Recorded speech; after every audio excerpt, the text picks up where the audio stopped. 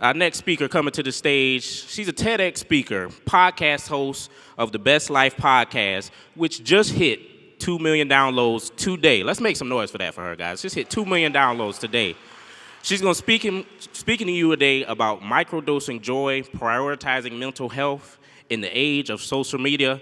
With that being said, everybody, let's make some noise for Miss Danny J.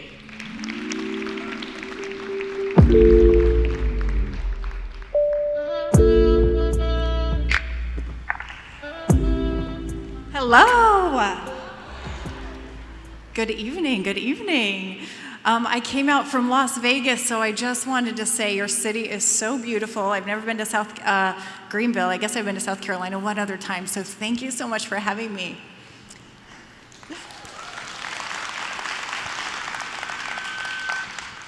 So I just learned today that Steve Jobs used to not hire anybody unless they had done LSD. And I could tell you that microdosing psychedelics could change your life and your mental health, but since that's not quite legal yet, we're not going to talk about that today. So I want to give you some strategies and ways to cope with the struggles and challenges it takes to be an entrepreneur and what we go through. And sometimes we underestimate the small bits of joy that get us through the day. What happens when you see a little baby that's getting kind of fussy, or even a toddler?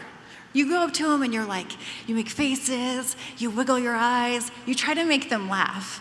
Because we know intuitively that we could get a baby to snap out of a bad mood by laughter and joy. So what if we could use those little strategies every single day? Our mental health problem in America is getting worse. We know this. Men are 4 times more likely to commit suicide than women. And loneliness is an epidemic. In fact, 61% of people say that they feel lonely, and nearly half of women with small children feel even lonelier. And it's not getting any better. And yet, with social media, we are more connected than ever. We know what's going on in everyone's lives, and yet we're feeling a disconnection. How many of you have ever been in a room full of people and still felt lonely? Yeah. So loneliness isn't about people, it's about connection. Even worse, some of us have been in a relationship where we feel lonely. So in this loneliness epidemic, there's actually, the Surgeon General said that loneliness is more likely to cause premature death than smoking 15 cigarettes per day. And that's how bad that it is. Being an entrepreneur can feel even lonelier. I know I've been working for myself for a long time. And when I first got started in my business, I knew I wanted to be a speaker, but I didn't know how. So what I did was I decided to host an event, and that way I could be the speaker since it was my event. And I had 30 women show up, and I was a personal trainer at the time, so my event was called Inspiration and Perspiration. It was about motivation, and then we did some workouts, and it was a great little idea. By the end of it, I looked, and I had been out of pocket over $3,000. I made no money. In fact, I lost money, and I felt like such a failure. It wasn't until a few years later that I met a friend of mine who, she said on her first event, she lost 6 figures. And so I didn't feel so alone, and my $3,000 just didn't feel so bad. But those are the kind of stories sometimes we need to hear because we don't know. And as a speaker, one of the big goals for a lot of speakers is to be on the TEDx stage. And so finally, after years and years of speaking, I decided 2020 was going to be the year I was going to be a TEDx speaker. And the joke was on me because 2020, every single live event in the world was canceled. Anyone remember? How can we forget? So at the end of 2020, I also found out that my mom had a brain tumor.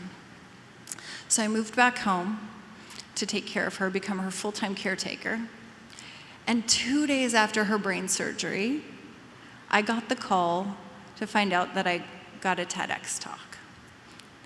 So at the most exciting time in my professional life was happening at the worst time in my personal life. And I had to write this talk at the same time where I was giving my mom showers, feeding her, taking her to doctor's appointments, and trying to figure it all out. And online, on social media, everyone was so excited for me and what I was about to do. And at home, I was dying. And I was starting to get so depressed. And I got to a place where I started to look for solutions. I was digging around online and I found a video. And a woman was talking to caretakers and she said, we're all waiting for that reprieve, that vacation, the end so we can rest.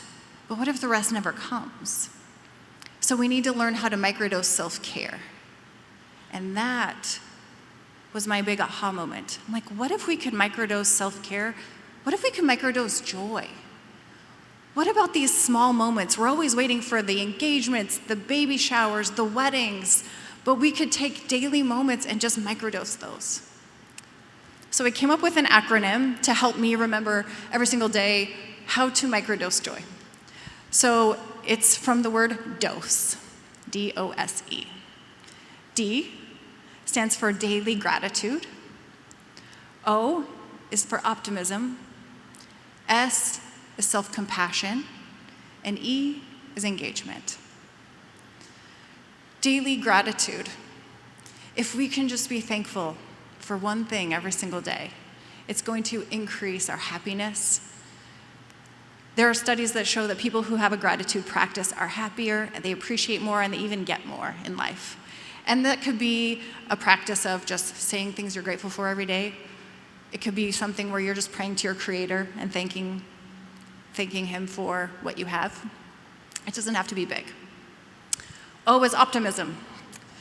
It is really hard to be optimistic in today's world.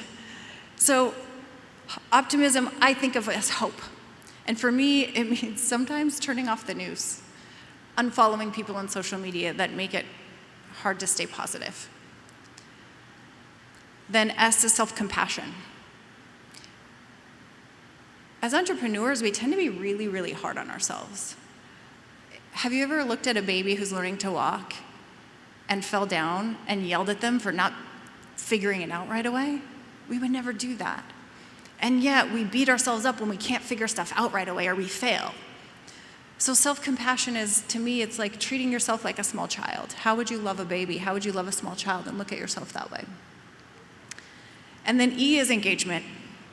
Back to the loneliness epidemic, engagement to me means presence. You know when someone is with you, when they're present, rather than looking at their phone, like talking to you with their head down. If we can be more engaged and more present, we can have deeper connections and less loneliness. So, the next time you see someone post on social media a big exciting announcement, their marriage, their engagement, their new baby, reach out in real life and see how they're doing. Because you never know. And the next time that you are struggling yourself, share vulnerably, reach out to someone. Let them know how you're really doing.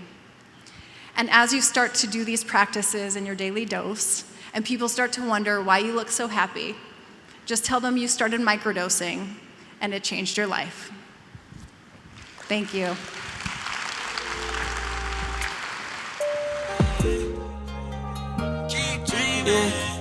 Say this what happened when we link up. We start doing things they never knew we think of. Greatness is what we on the brink of. Throw your hands in the sky if you a dreamer.